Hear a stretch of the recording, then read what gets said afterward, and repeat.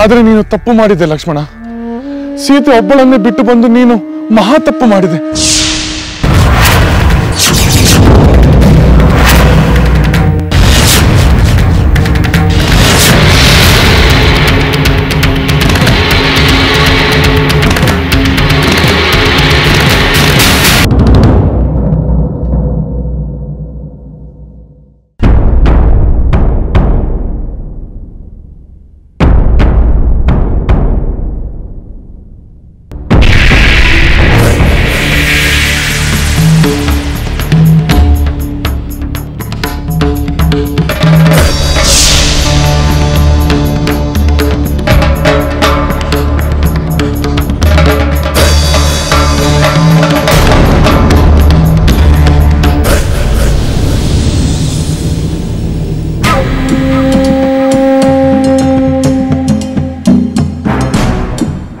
मुझे पक्षी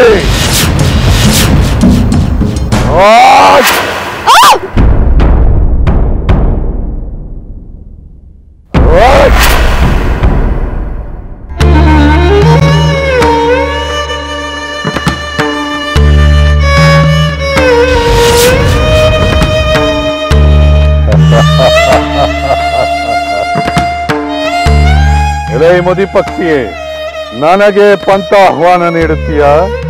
ಏ ರಾವಣೇಶ್ವರನನ್ನೇ ಅಡ್ಡಿಪಡಿಸುತ್ತೀಯ? ತೆಪ್ಪಗೆ ಇದ್ದಿದ್ದರೆ ಎಂತ ದುಸ್ಥಿತಿ ನಿನಗೆ ಒದಗುತ್ತಿರಲಿಲ್ಲ. ಜಟಾಯು, ನನ್ನನ್ನು ರಕ್ಷಿಸಲು ಹೋಗಿ ಈ ದುಷ್ಟ ರಾಕ್ಷಸನಿಂದ ನಿನ್ನ ರೆಕ್ಕೆಗಳನ್ನು ಕಳೆದುಕೊಳ್ಳುವಂತಾಯಿತೆ. ಅಯ್ಯೋ, ನಿನ್ನ ಈ ದುಸ್ಥಿತಿಗೆ ನಾನೇ ಕಾರಣಳಾದೆ. ಸೀತೆ, ನನಗಾಗಿ ಚಿಂತಿಸಬೇಡ. ವಯೋವೃದ್ಧನಾದ ನಾನು ಸಾಯಲು ಎದುರುವುದಿಲ್ಲ. ಆದರೆ ಈ ಪಾಪಿಯಿಂದ ನಿನ್ನನ್ನು ರಕ್ಷಿಸಲು ನಾನು ವಿಫಲನಾದೆನೆಂದು ದುಃಖವಾಗುತ್ತಿದೆ. ಅಯ್ಯೋ ದುರ್ವಿಧಿಯೇ, ಇದೇನಾಗಿ ಹೋಯಿತು? ಮಹಾತ್ಮನಾದ ಜಟಾಯು ದಾರುಣ ಸಾವಿಗೆ ತುತ್ತಾಗುವಂತಾಯಿತಲ್ಲವೇ? ಎಲೈ ಸುಂದರಿ, ಈಗಲಾದರೂ ನನ್ನ ಪರಾಕ್ರಮವೇನೆಂದು ಅರ್ಥ ಮಾಡಿಕೊಂಡೆಯಲ್ಲ. ನನ್ನನ್ನು ಕೆಣಕಿದರೆ ಯಾವ ಗತಿ ಬರುವುದೆಂದು ಈಗಲಾದರೂ ಅರ್ಥ ಮಾಡಿಕೋ. ಈ ಮೋದಿ ಪಕ್ಷಿಯ ಸಾಹಸವನ್ನು ನಂಬಿ ನಿನಗೆ ಬಿಡುಗಡೆಯಾಗುವುದೆಂದು ಭಾವಿಸಿದ್ದೆಯಾ?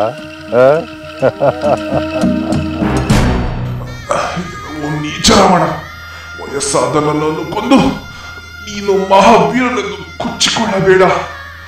ನೀನು ನಿಜವಾದ ವೀರನೇ ಆಗಿದ್ದರೆ ರಾಮನೊಡನೆ ಯುದ್ಧ ಮಾಡು. ಆಗ ನಿನ್ನ ಸೋದರರಾದ ಆಕರ ದೂಷಣರಂತೆ ನೀನು ಹತನಾಗಿ ನೆಲಕ್ಕೆ ಬೀಳುವೆ. ಸಾಕು ಮಾಡು.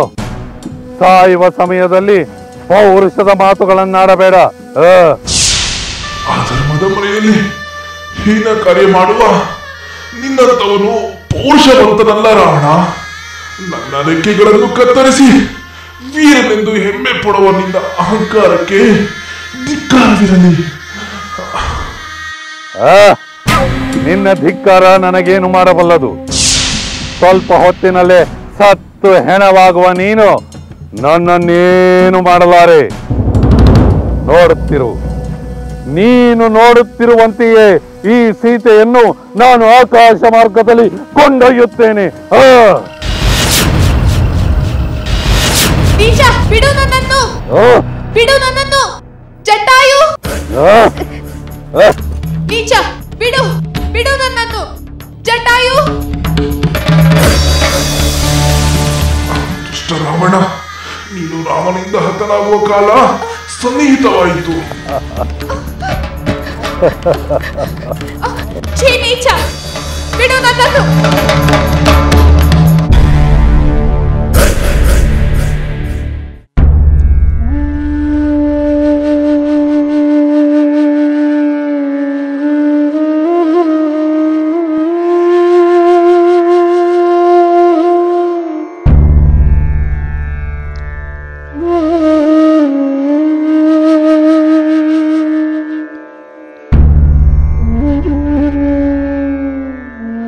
ಸಹೋದರ, ಅತ್ತಿಗೆ ಓಡಾಡುತ್ತಿದ್ದ ಎಲ್ಲ ಸ್ಥಳಗಳನ್ನು ನೋಡಿದ್ದಾಯಿತು.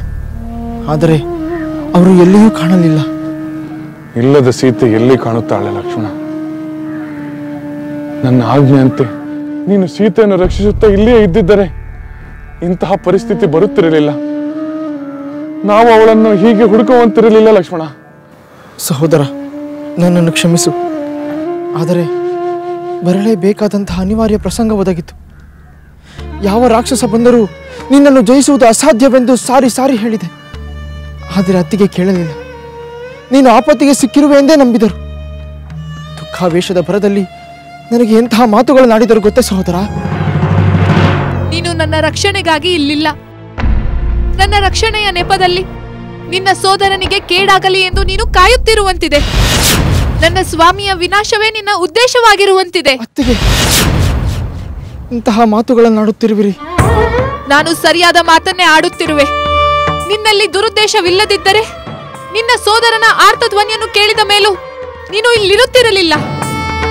ನೀನು ನನ್ನ ಮೇಲಿನ ಮೋಹದಿಂದಲೇ ನಮ್ಮ ಜೊತೆಯಲ್ಲಿ ಬಂದಿರುವಂತಿದೆ. ಶಿವ,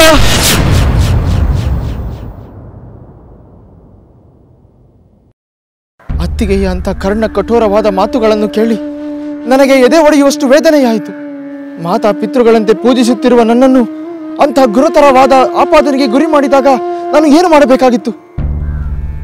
ಅನ್ಯ ಮಾರ್ಗವಿಲ್ಲದೆ ನಾನು ಹೊರಟು ಬಂದೆ. ಆ ಕ್ಷಣದಲ್ಲಿ ನಿನ್ನ ಪ್ರತಿಕ್ರಿಯೆ ಸಹಜವಾಗಿಯೇ ಇರಬಹುದು ಲಕ್ಷ್ಮಣ.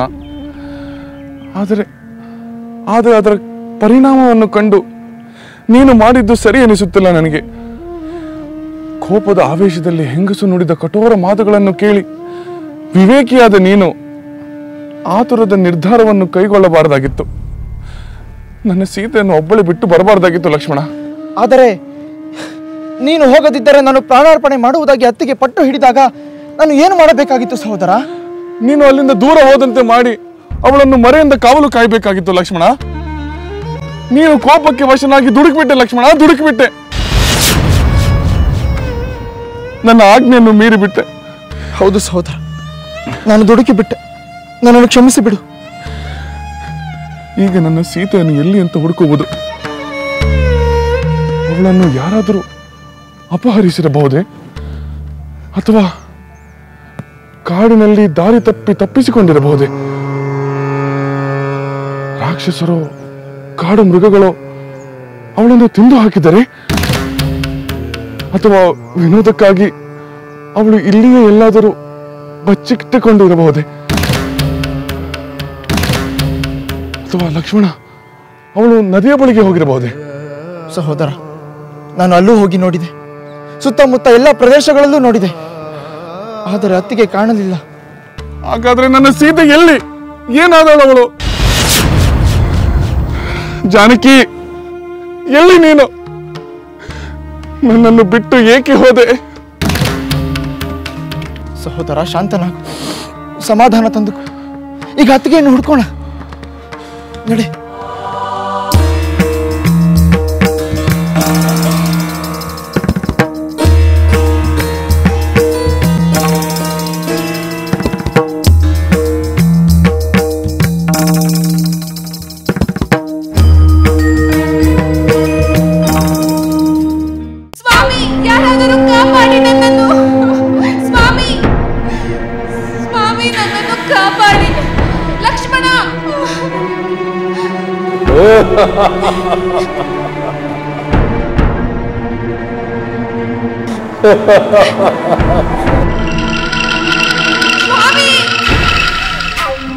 ಸ್ವಾಮಿ, ನನ್ನನ್ನು ಕಾಪಾಡಿ.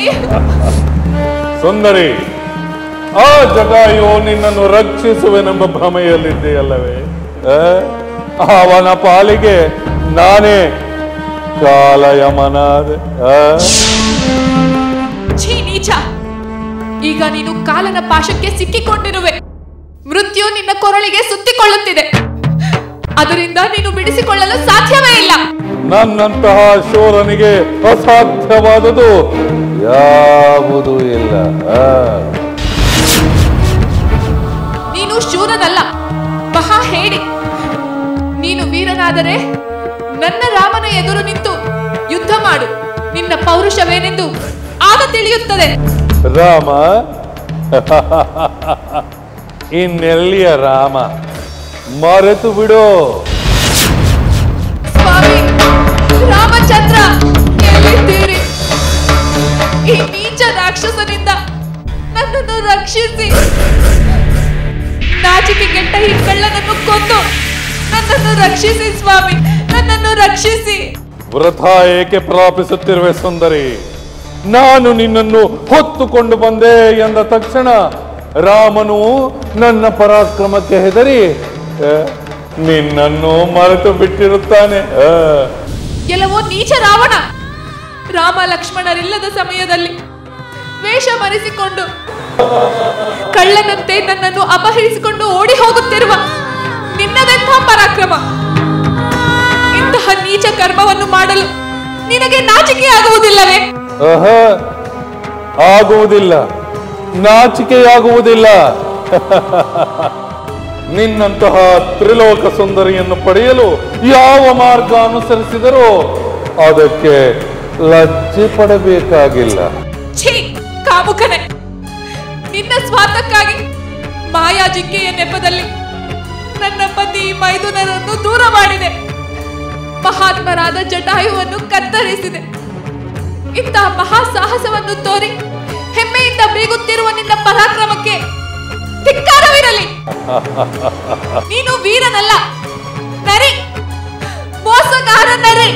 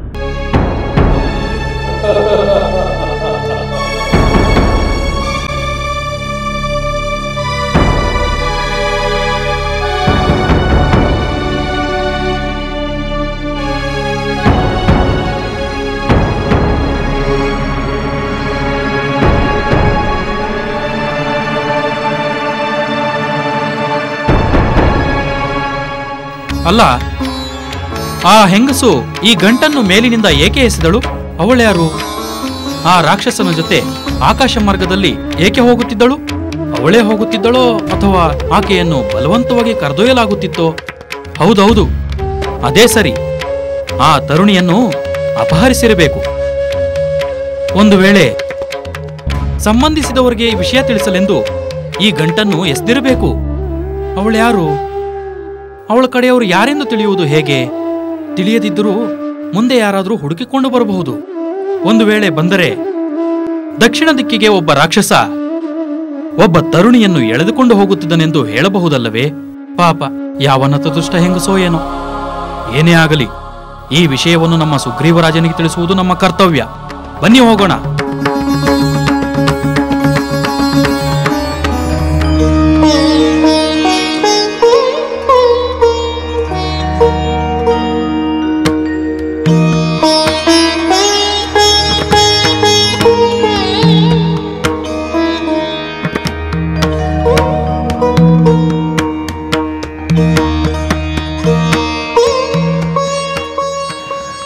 ಅವುಗಳೆಂದರೆ ನನ್ನ ಸೀತೆಗೆ ಬಹಳ ಪ್ರೀತಿ. ಪ್ರತಿದಿನ ನಿನ್ನ ಬಳಿಗೆ ಬರುತ್ತಿದ್ದಳು, ನಿನ್ನೊಂದಿಗೆ ಪ್ರೀತಿಯಿಂದ ಮಾತನಾಡುತ್ತಿದ್ದಳು. ಈ ದಿನವೂ ಅವಳು ನಿನ್ನ ಬಳಿಗೆ ಬಂದಿರಬಹುದಲ್ಲವೇ? ನಿಮ್ಮೊಂದಿಗೆ ಪ್ರೀತಿಯಿಂದ ಮಾತನಾಡಿರಬಹುದಲ್ಲವೇ? ಹೇಳು, ನನ್ನ ಪ್ರಾಣ ಪ್ರಿಯಳಾದ ಸೀತೆ ಎಲ್ಲಿರುವಳೆಂದು ನೀವೇ ಹೇಳು, ದಯವಿಟ್ಟು ಹೇಳು.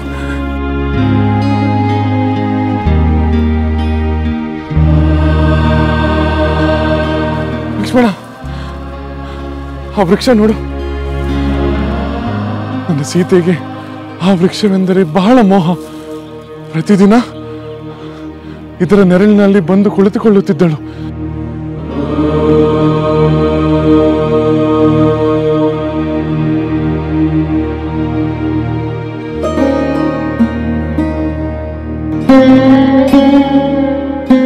ಈ ವೃಕ್ಷವೇ, ನನ್ನ ಸೀತೆ ಎಲ್ಲಿರುವಳೆಂದು ನೀನಾದರೂ ನನಗೆ ಹೇಳು. ಎತ್ತರವಾಗಿ ಬೆಳೆದುಕೊಂಡಿರುವ ನಿನಗೆ ಸರ್ವ ಮಂಗಳಿಯಾದ ನನ್ನ ಸೀತೆ ಎಲ್ಲಿರುವಳೆಂದು ನಿಮಗೆ ಕಾಣಬೇಕಲ್ಲವೇ? ಲಕ್ಷ್ಮಣ, ಈ ವೃಕ್ಷವು ನನ್ನೊಂದಿಗೆ ಮಾತನಾಡುತ್ತಿಲ್ಲ. ಪ್ರತಿದಿನ ನನ್ನ ಸೀತೆಯೊಂದಿಗೆ ಮಾತನಾಡುತ್ತಿದ್ದ ಈ ಗಿಡ ಮರ ಬಳ್ಳಿಗಳು ನನ್ನೊಂದಿಗೆ ಏಕೆ ಮಾತನಾಡುತ್ತಿಲ್ಲ?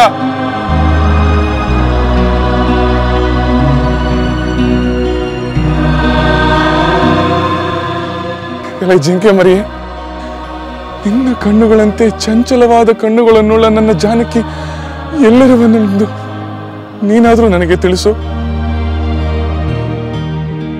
ಬೇಗ ಹೇಳು. ಅವಳನ್ನು ಕಾಣದೆ ಕಳವಳಿಸುತ್ತಿರುವ ನನ್ನ ಮೇಲೆ ಸ್ವಲ್ಪ ಕರುಣೆ ತೋರಿಸು. ಅಯ್ಯೋ ಲಕ್ಷ್ಮಣ, ಆ ಜಿಂಕೆಗೂ ನನ್ನ ಮೇಲೆ ಕರುಣೆ ಇಲ್ಲವಲ್ಲ? ನನ್ನ ಪ್ರಾಣ ಪ್ರಿಯ ಸೀತೆ ಎಲ್ಲಿರುವಳೆಂದು ಅದು ನನಗೆ ತಿಳಿಸುತ್ತಿಲ್ಲ.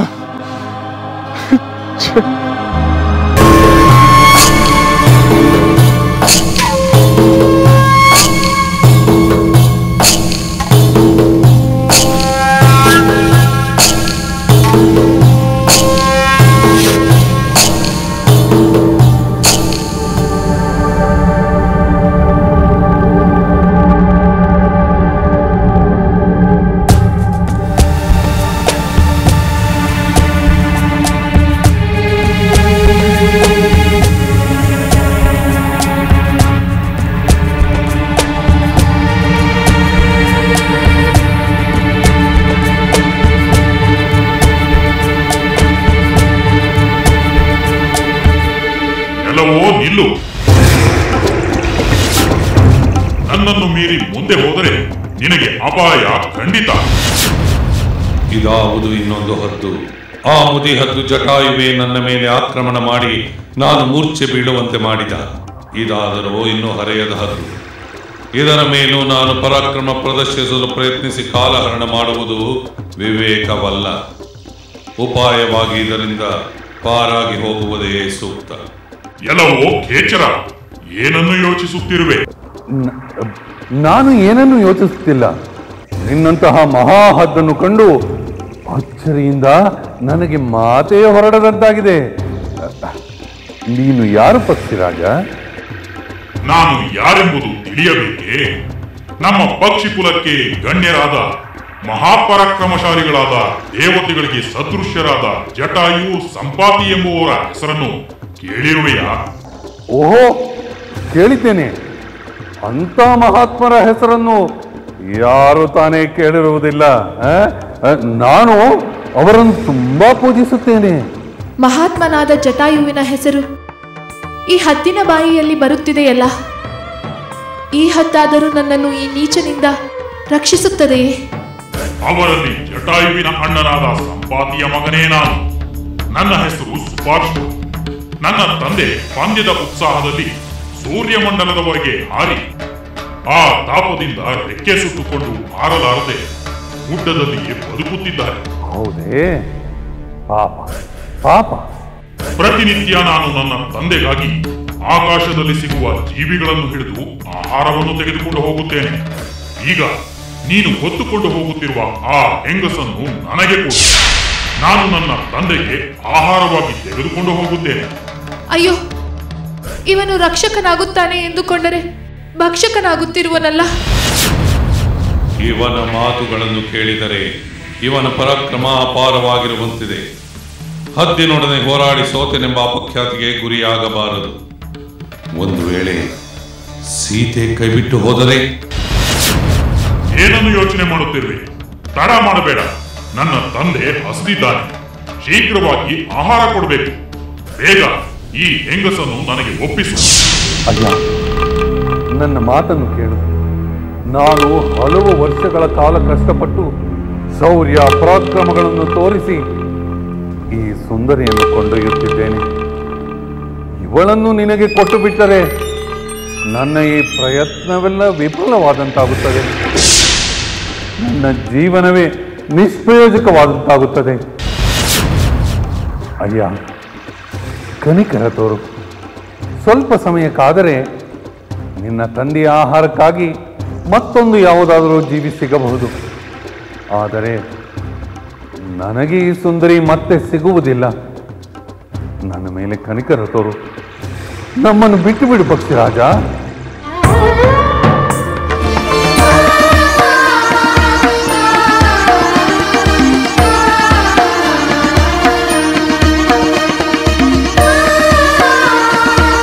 ಸೀತೆ,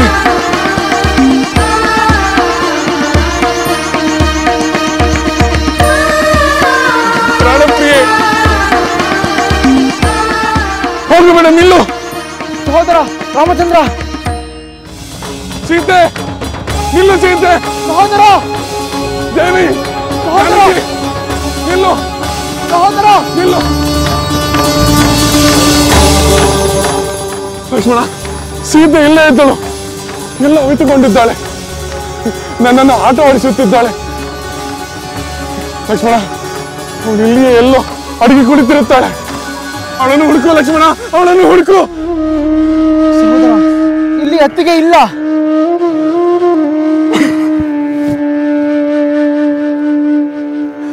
ಲಕ್ಷ್ಮಣ, ಸೀತೆ ಇಲ್ಲದೆ ನಾನು ಒಂದು ಕ್ಷಣ ಮಾತ್ರವೂ ಜೀವಿಸಲಾರೆ. ಸೀತೆ, ಜಾನಕಿ, ವೈದ್ಯರೇ, ಜಾನಕಿ.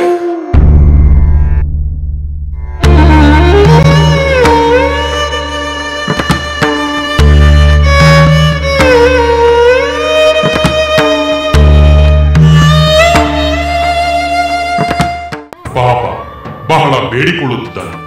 ನನ್ನ ಪರಾಕ್ರಮಕ್ಕೆ ನನ್ನ ತಂದೆಗಾಗಿ ಆಹಾರ ಗಳಿಸುವುದೇನೋ ಕಷ್ಟವಾಗುವುದಿಲ್ಲ. ಇವನು ದೈನ್ಯದಿಂದ ಬೇಡುತ್ತಿದ್ದಾನೆ. ಇವನಿಂದ ಈ ಹೆಂಗಸನ್ನು ಕಿತ್ತುಕೊಳ್ಳುವುದು ನ್ಯಾಯವಲ್ಲ. ಏನನ್ನು ಯೋಚಿಸುತ್ತಿರುವ ಪಕ್ಷಿರಾಜ? ದಯಮಾಡಿ ನಮ್ಮನ್ನು ಬಿಟ್ಟು ಬಿಡು. ಆಗಲಿ, ನಿನ್ನ ವಿನಯದಿಂದ ನಾನು ಸಂತುಷ್ಟಗೊಂಡಿದ್ದೇನೆ. ನೀನಿನ್ನು ಹೋಗಬಹುದು. ದಯಾಗುಣ ಸಂಪನ್ನನಾದ ಪಕ್ಷಿರಾಜ, ನಿನಗೆ ನಮೋ ನಮಃ.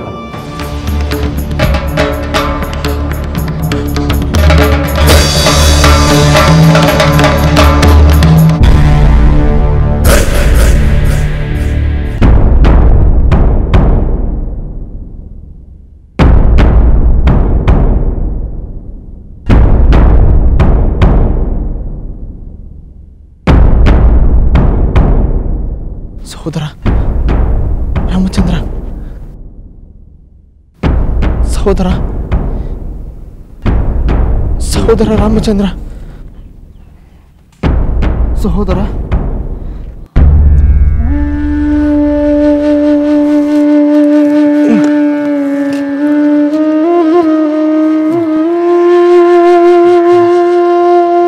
ನನ್ನ ಸೀತೆ ಎಲ್ಲಿ? ಅವಳು ಎಲ್ಲಿಗೆ ಹೋದಳು? ಯಾವ ದೇಶಕ್ಕೆ ಹೋದಳು?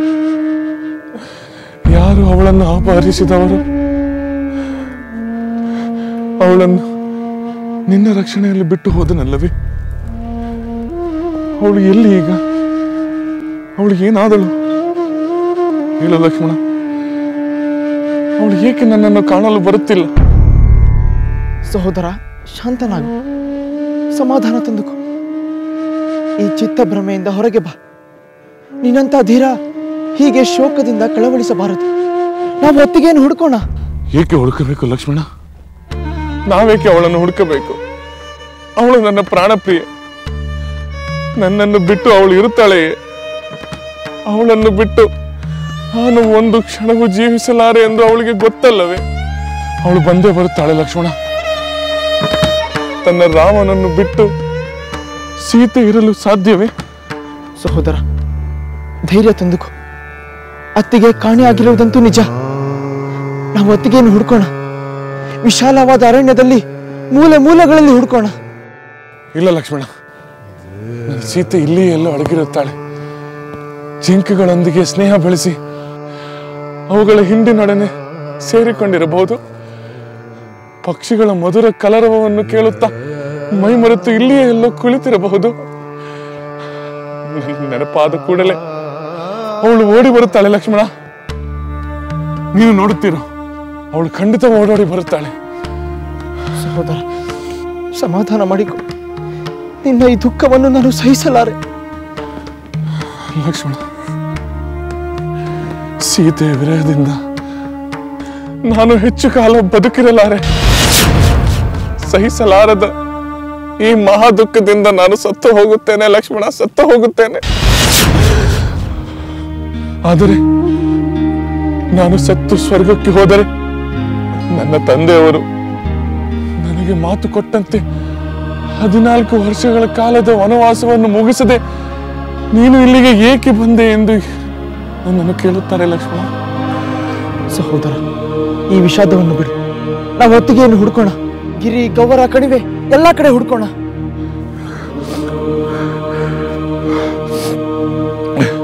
ಆಗಲಿ ಸೋದರ, ಹುಡ್ಕೋಣ.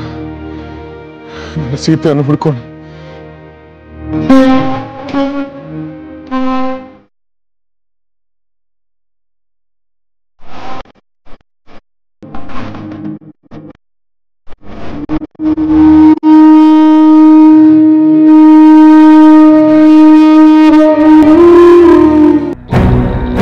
ಸಂಪಾತಿ ಪುತ್ರ ಸುಪಾರ್ಶ್ವ, ಇಲ್ಲಿ ಬಾ.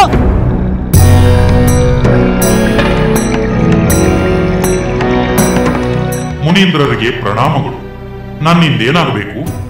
ನಿನ್ನಿಂದ ನಮಗೆ ಏನೂ ಆಗಬೇಕಾಗಿಲ್ಲ ಸುಪಾರ್ಶ್ವ. ಆದರೆ ನಿನ್ನಿಂದ ಒಂದು ಸ್ತುತ್ಯಾರ್ಹ ಕೆಲಸವಾಗಿದೆ. ಅದೇನು ಮುನೀಂದ್ರ? ಸುಪಾರ್ಶ್ವ, ನೀನು ನಿನ್ನ ತಂದೆಗೆ ಆಹಾರಕ್ಕಾಗಿ ತೆಗೆದುಕೊಂಡು ಹೋಗದೆ ಬಿಟ್ಟ ಆ ತರುಣಿಯನ್ನು ಯಾರೆಂದುಕೊಂಡೆ? ಅವಳೇ ರಘುಕುಲ ತಿಲಕ ಶ್ರೀರಾಮಚಂದ್ರನ ಸತಿ ಸೀತಾದೇವಿ. ಹೌದೇ? ಹಾಗಾದರೆ ಮಹಾಪತಿವ್ರತೆ ಸೀತಾದೇವಿಯನ್ನು ಆ ರಾಕ್ಷಸ ಅಪಹರಿಸಿಕೊಂಡು ಹೋಗುತ್ತಿದ್ದಾನೆಯೇ? ಹೌದು, ಅವನೇ ಆ ದುಷ್ಟರಾವಣ. ಅವನ ವಿನಾಶ ಖಂಡಿತ. ಸೀತಾದೇವಿಗೆ ಯಾವ ಹಾನಿಯೂ ಸಂಭವಿಸುವುದಿಲ್ಲ. ಹೋಗು, ನಿನ್ನ ತಂದೆಗೆ ಆಹಾರ ಹುಡುಕಲು ಹೋಗು. ಹಾಗೇ ಆಗಲಿ ಮುನೀಂದ್ರ.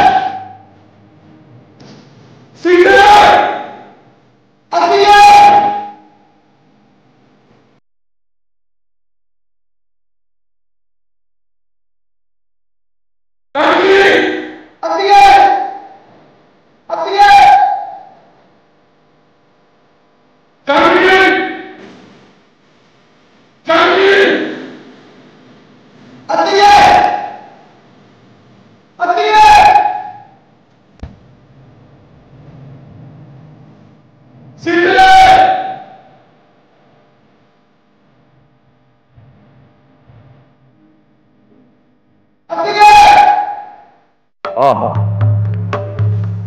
ನನ್ನ ಲಂಕೆಯು ಬಂದು ಬಿಟ್ಟಿತು.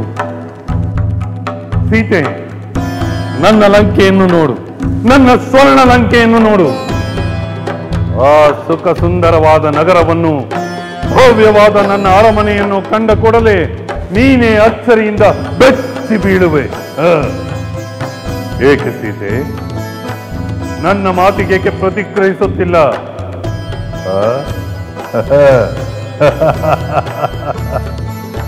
ನನ್ನ ಮೇಲೆ ಇನ್ನೂ ಕೋಪವೇ? ಇನ್ನೆಷ್ಟು ಹೊತ್ತು? ಇನ್ನೇನು ನಾವು ಲಂಕೆಗೆ ತೆರಳುತ್ತೇವೆ. ಅಲ್ಲಿ ಭೋಗ ಭಾಗ್ಯಗಳಿಂದ ತುಂಬಿದ ಆ ಅರಮನೆಯನ್ನು ಕಂಡ ಕೂಡಲೇ ನಿನ್ನ ಕೋಪ ತಾಪವು ತಾನಾಗೆ ಇಳಿಯುವುದು.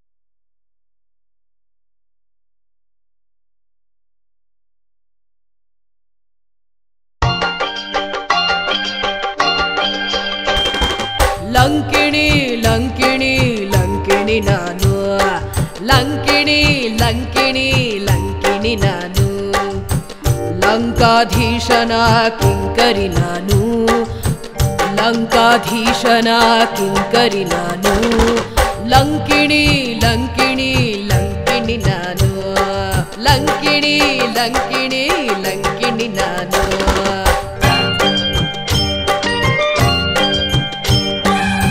ಹಗಲಿರುಳೆನ್ನದೆ ಲಂಕೆಯ ಕಾಯುವೆ, ಲಂಕಾಧೀಶನ ಸೇವೆಯ ಮಾಡುವೆ.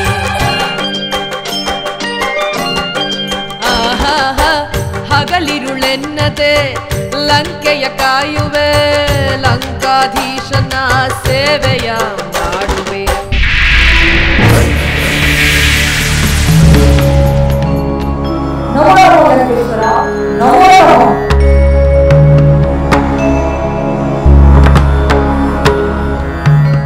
ಯಾರೋ ಹೊಸಬರಿರುವಂತಿದೆ. ಲಂಕಿಣಿ, ಈ ಸುರಸುಂದರಿಯನ್ನು ನಮ್ಮ ಲಂಕೆಯ ಸಾಮ್ರಾಜ್ಞಿಯನ್ನಾಗಿ ಮಾಡಲು ಗಾಳಿ ತಂದಿದ್ದೇನೆ. ಬಹಳ ಸಂತೋಷ ಲಂಕೇಶ್ವರ, ಬಹಳ ಸಂತೋಷ. ಇವಳು ಆ ನರಮಾನವನಾದ ರಾಮನ ಪತ್ನಿ ಸೀತೆ. ಈಕೆಯನ್ನು ಇವಳ ಪತಿ ಹುಡುಕಿಕೊಂಡು ಬರುವುದಿಲ್ಲವೇ? ಸಾಧ್ಯವೇ ಇಲ್ಲ. ಆ ರಾಮನಾಗಲಿ ಲಕ್ಷ್ಮಣನಾಗಲಿ ಸಮುದ್ರ ಮಧ್ಯದಲ್ಲಿರುವ ಈ ಅಭೇದ್ಯವಾದ ಲಂಕೆಯನ್ನು ಪ್ರವೇಶಿಸಲು ಅಸಾಧ್ಯ. ನಿಜ ಲಂಕೇಶ್ವರ, ಅಸಂಭವ. ಆ ನರಮಾನವನಲ್ಲಿ ವೀರ ಪರಾಕ್ರಮಿಯಾದ ಅಸುರ ಚಕ್ರವರ್ತಿ ಈ ಲಂಕೇಶ್ವರನಲ್ಲಿ. ಆದರೂ ಲಂಕಿಣಿ, ನೀನು ಬಹಳ ಜಾಗರೂಕತೆಯಿಂದ ಇರಬೇಕು. ಯಾವ ನರ ಪಿಳ್ಳೆಯು ಈ ಲಂಕೆಯನ್ನು ಪ್ರವೇಶಿಸದಂತೆ ನೀನು ಎಚ್ಚರ ವಹಿಸಬೇಕು. ಅದು ನನ್ನ ಕರ್ತವ್ಯ.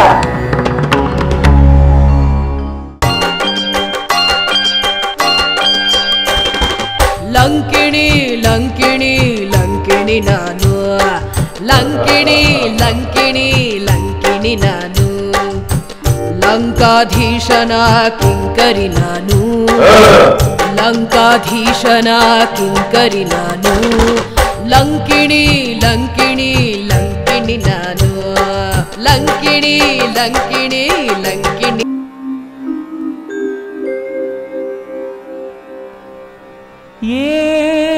ಏನಿದೇನಿದು ವಿಧಿಯಾಟ,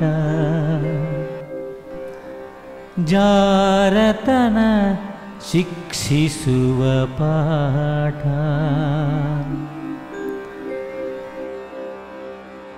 ಸತಿಯ ಕ್ಷೇಮದ ಚಿಂತೆ ಹೊತ್ತು ಸಾಗಿದ ರಾಮ ವೇಗದಲ್ಲಿ, ಸತಿಯ ಕ್ಷೇಮದ ಚಿಂತೆ ಹೊತ್ತು ಸಾಗಿದ ರಾಮ ವೇಗದಲ್ಲಿ, ಸೀತೆಯನು ಕದ್ದೊಯ್ದ ಅಸುರ ತಲುಪಿದ ಲಂಕೆಯಲಿ, ಸೀತೆಯನು ಸೀತೆಯನು ಕದ್ದೊಯ್ದ ಅಸುರ ತಲುಪಿದ ಲಂಕೆಯಲಿ.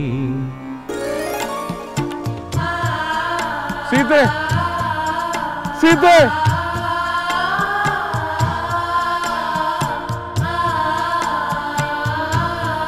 ಜಾನಕಿ,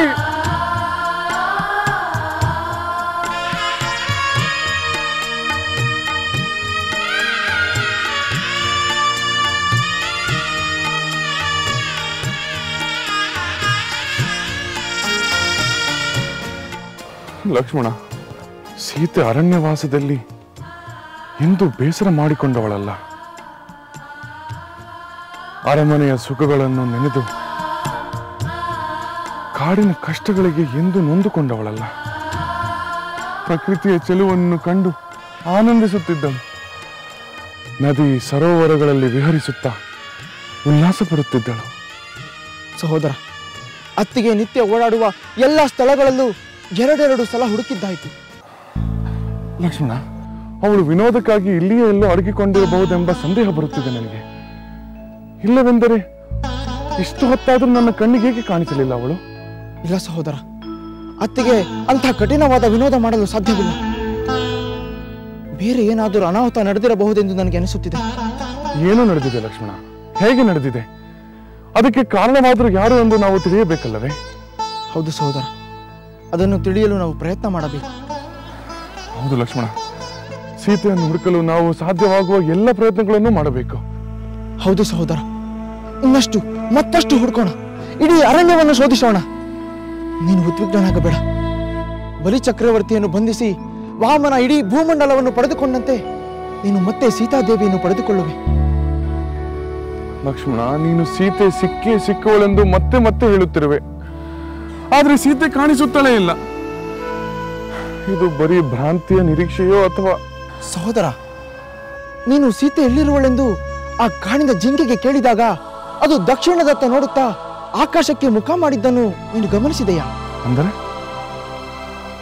ಅಂದರೆ ಅರ್ಥವೇನು ಲಕ್ಷ್ಮಣ? ಬಹುಶಃ ಆ ದಿಕ್ಕಿನತ್ತ ಅತ್ತಿಗೆ ಹೋಗಿರಬಹುದೆಂದು ನನಗೆ ಸಂದೇಹವಾಗುತ್ತಿದೆ. ಅಂದರೆ ನಾವು ದಕ್ಷಿಣದ ದಿಕ್ಕಿನಲ್ಲಿ ಹೋದರೆ ನನ್ನ ಜಾನಕಿ ಸಿಕ್ಕಿಬಿಡುತ್ತಾಳೆಯೇ? ಹಾಗಾದ್ರೆ ನಾವು ದಕ್ಷಿಣ ದಿಕ್ಕಿನಲ್ಲೇ ಹೋಗೋಣ. ಆಗಲಿ ಸಹೋದರ, ಈಗಲೇ ಹೊರಡೋಣ.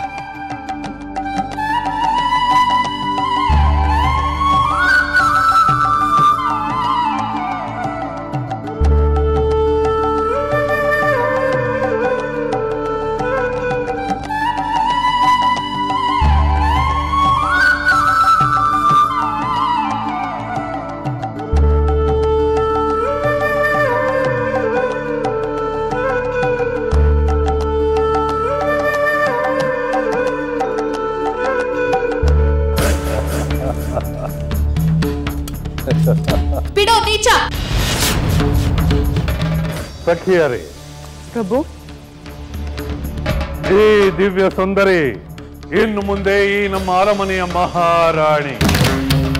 ನಮ್ಮ ಅಂತಃಪುರದ ಸಾವಿರಾರು ರಾಣಿಯರಿಗೆ ಈಕೆ ಅಗ್ರಮಹಿಷಿ. ಆದ್ದರಿಂದ ನೀವುಗಳು ಇನ್ನು ಮುಂದೆ ಈಕೆಯನ್ನು ಭಕ್ತಿಯಿಂದ ಸೇವಿಸಬೇಕು. ಆಗಲಿ ಪ್ರಭು. ನಮ್ಮ ಅರಮನೆಯಲ್ಲಿರುವ ಅತ್ಯಂತ ಶ್ರೇಷ್ಠವಾದ ಆಭರಣಗಳಿಂದ, ಅತ್ಯುತ್ತಮ ವಸ್ತ್ರಗಳಿಂದ ಈಕೆಯನ್ನು ಅಲಂಕರಿಸಬೇಕು. ತಮ್ಮ ಆಜ್ಞೆಯಂತೆ ಮಾಡುತ್ತೇವೆ ಪ್ರಭು.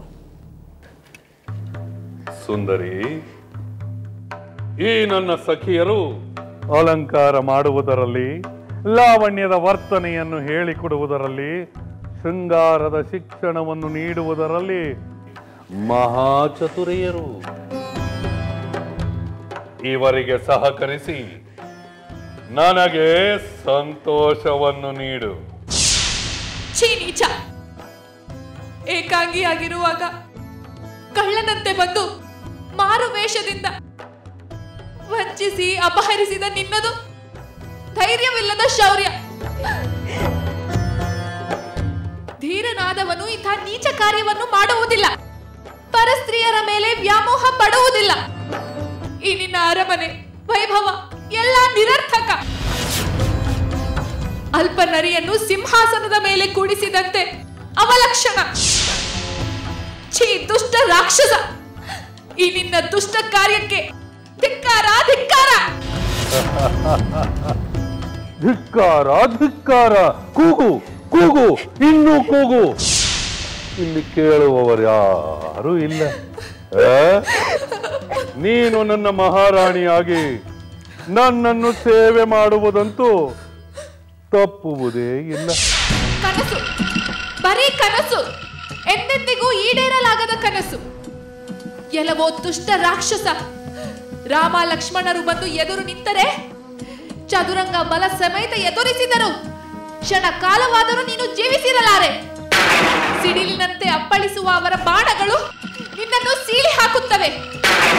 ಬದುಕಬೇಕೆಂಬ ಆಸೆ ಇದ್ದರೆ ನನ್ನನ್ನು ಬಿಟ್ಟು ಬಿಡು. ಸಾಕು ಸಾಕು ಮಾಡು ಆ ರಾಮ ಲಕ್ಷ್ಮಣರ ಗುಣಗಾನ. ಏ ರಾಕ್ಷಸ ವೀರ, ಹುಲು ಮಾನವರಿಗೆ ಹೆದರುವೆನೆಂದು ಭ್ರಮಿಸಬೇಡ ಸುಂದರಿ. ಕೋಪದಿಂದ ಕೆರಳುತ್ತಿದ್ದರೂ ನಿನ್ನ ಮೇಲಿನ ವ್ಯಾಮೋಹದಿಂದ ಕಠಿಣ ನುಡಿಗಳನ್ನು ಆಡಲು ಆಗುತ್ತಿಲ್ಲ. ರಾಮ ಲಕ್ಷ್ಮಣರಿರಲಿ, ಒಂದು ನರಪಿಳ್ಳೆಯು ಈ ಲಂಕೆಯನ್ನು ಪ್ರವೇಶಿಸಲು ಸಾಧ್ಯವಿಲ್ಲ. ನಿನಗೆ ಇಲ್ಲಿಂದ ಬಿಡುಗಡೆ ಇಲ್ಲ. ಆ ಆಸೆಯನ್ನು ಬಿಟ್ಟು ನನ್ನ ಮನೋರಥವನ್ನು ಈಡೇರಿಸು.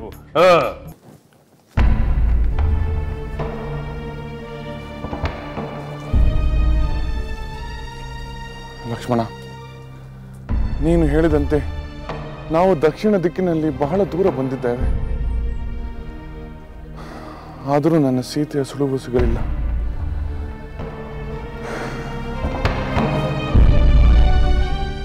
ಇಲ್ಲ ಲಕ್ಷ್ಮಣ, ನನ್ನ ಸೀತೆ ಯಾವುದೋ ಆಪತ್ತಿಗೆ ಸಿಕ್ಕಿದ್ದಾಳೆ. ಅದು ಖಂಡಿತ.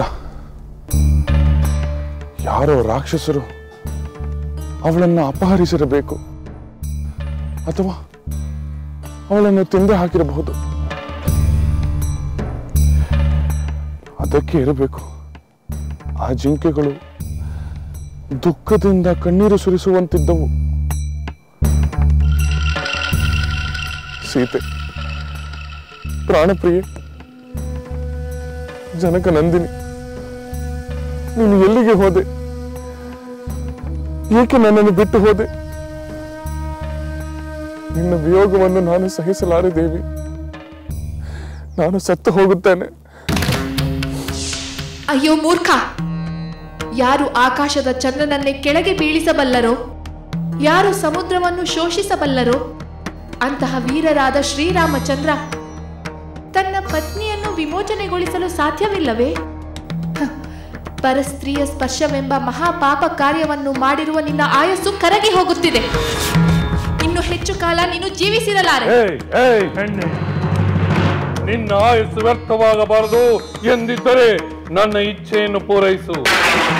ನಿನ್ನ ರಾಮ ಲಕ್ಷ್ಮಣರು ಎಂದಿಗೂ ಇಲ್ಲಿಗೆ ಬರುವುದಿಲ್ಲ, ಬರಲು ಸಾಧ್ಯವೂ ಇಲ್ಲ. ಬರುತ್ತಾರೆ, ಬಂದೇ ಬರುತ್ತಾರೆ. ಬಂದಾಗ ಸಕಲ ಭೋಗಗಳಿಂದ ಕಂಗೊಳಿಸುತ್ತಿರುವ ಈ ನಿನ್ನ ಲಂಕಾ ರಮಣಿ ಎಲ್ಲ ಸೌಭಾಗ್ಯಗಳನ್ನು ಕಳೆದುಕೊಂಡು ವಿಧವೆಯಾಗುತ್ತಾಳೆ. ಈ ನಿನ್ನ ಪಾಪ ಕಾರ್ಯದಿಂದ ನಿನ್ನ ಎಲ್ಲಾ ಪ್ರಜೆಗಳು, ಅಂತಃಪುರದ ಸ್ತ್ರೀಯರು ಸರ್ವನಾಶವಾಗುತ್ತಾರೆ. ಸಾಕು ಮಾಡು ನಿನ್ನ ಕಠೋರ ನುಡಿಗಳನ್ನು. ಇನ್ನು ನಾನು ಸಹಿಸಲಾರೆ. ನಾನು ಮತ್ತೆ ಬರುವುದರೊಳಗೆ ನೀನು ಸರ್ವಾಲಂಕೃತಳಾಗಿ ನನಗೆ ಆನಂದವನ್ನು ನೀಡಬೇಕು. ಸಖಿಯರೇ, ಇವಳನ್ನು ಚೆನ್ನಾಗಿ ಅಲಂಕರಿಸಿ.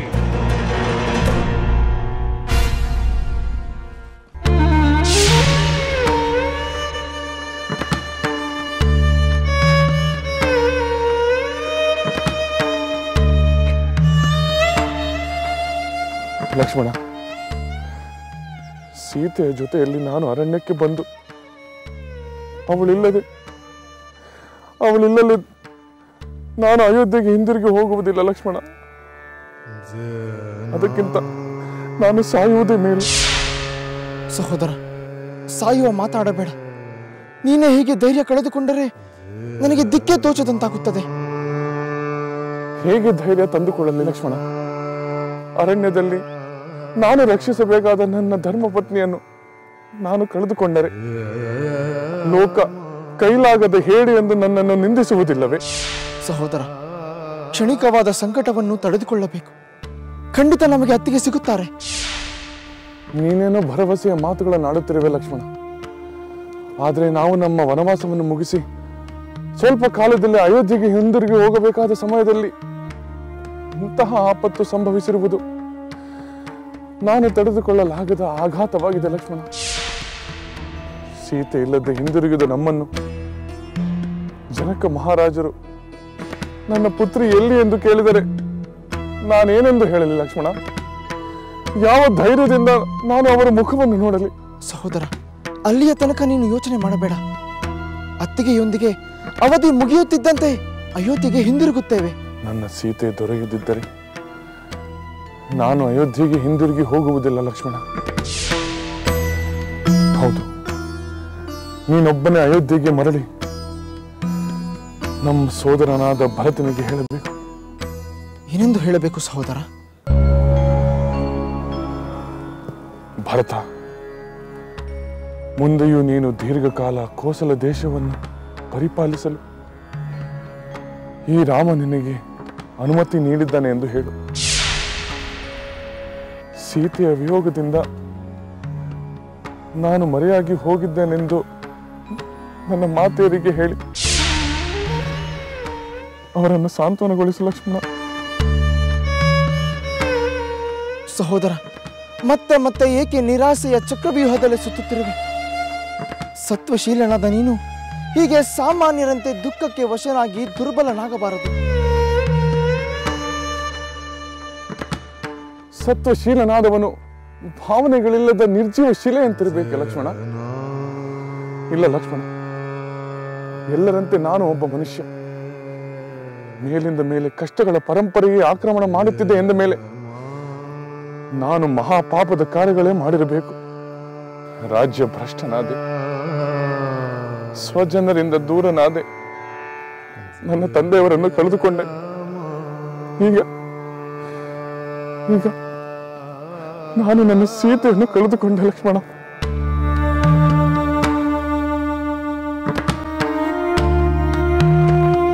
ಸಹೋದರ, ಮತ್ತೆ ಮತ್ತೆ ದುಃಖಪಟ್ಟು ನಿರಾಶನಾಗಬೇಡ. ನಾವು ಇದೇ ದಾರಿಯಲ್ಲಿ ಮುಂದೆ ಹೋದರೆ ಏನಾದರೂ ತಿಳಿಯಬಹುದು. ಬಾ, ಅತ್ತಿಗೆಯನ್ನು ಹುಡ್ಕೋಣ.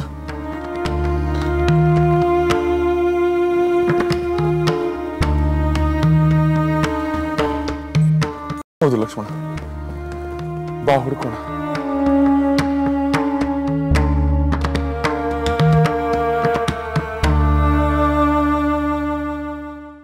ಕಿಂಕರರೇ,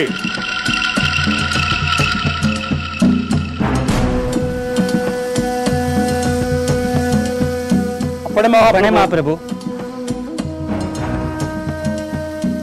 ದಂಡಕಾರಣ್ಯದ ಪಂಚವಟಿ ಪ್ರದೇಶದಲ್ಲಿ ರಾಮ ಲಕ್ಷ್ಮಣರು ಏನು ಮಾಡುತ್ತಿದ್ದಾರೆಂದು ನನಗೆ ತಿಳಿಸಬೇಕು. ಸೀತೆಯನ್ನು ನಾನು ಅಪಹರಿಸಿದ ಮೇಲೆ ಅವರು ಏನು ಮಾಡುತ್ತಿರುತ್ತಾರೆಂದು ನನಗೆ ಕುತೂಹಲ ಉಂಟಾಗಿದೆ. ಸೀತೆಯ ವಿಯೋಗದಿಂದ ಆ ರಾಮನು ಆತ್ಮಹತ್ಯೆ ಮಾಡಿಕೊಂಡಿದ್ದರೆ ಅದು ನನಗೆ ಬಹಳ ಸಂತೋಷವಾಗುತ್ತದೆ. ಅಥವಾ ಸೀತೆಯನ್ನು ಹುಡುಕಲು ಅವರೇನಾದರೂ ಪ್ರಯತ್ನ ಮಾಡುತ್ತಿದ್ದರೆ ಅದನ್ನು ಬಂದು ನನಗೆ ತಿಳಿಸಬೇಕು. ಹಾಗೆ ಆಗಲಿ ಪ್ರಭು. ಆದರೆ ಎಚ್ಚರ, ಸೀತೆ ಇಲ್ಲದೆ ರೋಷಾವೇಶಕ್ಕೆ ಗುರಿಯಾಗಿರುವ ಆ ರಾಮ ಲಕ್ಷ್ಮಣರ ಎದುರಿಗೆ ಕಾಣಿಸಿಕೊಂಡು ಮಾರೀಚನಂತೆ ವೃಥಾ ಅವರ ಬಾಣಗಳಿಗೆ ತುತ್ತಾಗಬೇಡಿ. ಮರೆಯಲ್ಲಿ ನಿಂತು ವಿಷಯವನ್ನು ಸಂಗ್ರಹಿಸಬೇಕು. ಹಾಗೆ ಆಗಲಿ ಪ್ರಭು, ನೀವು ಹೇಳಿದಂತೆಯೇ ಮಾಡುತ್ತೇವೆ. ಜೈ ಲಂಕೇಶ್ವರ.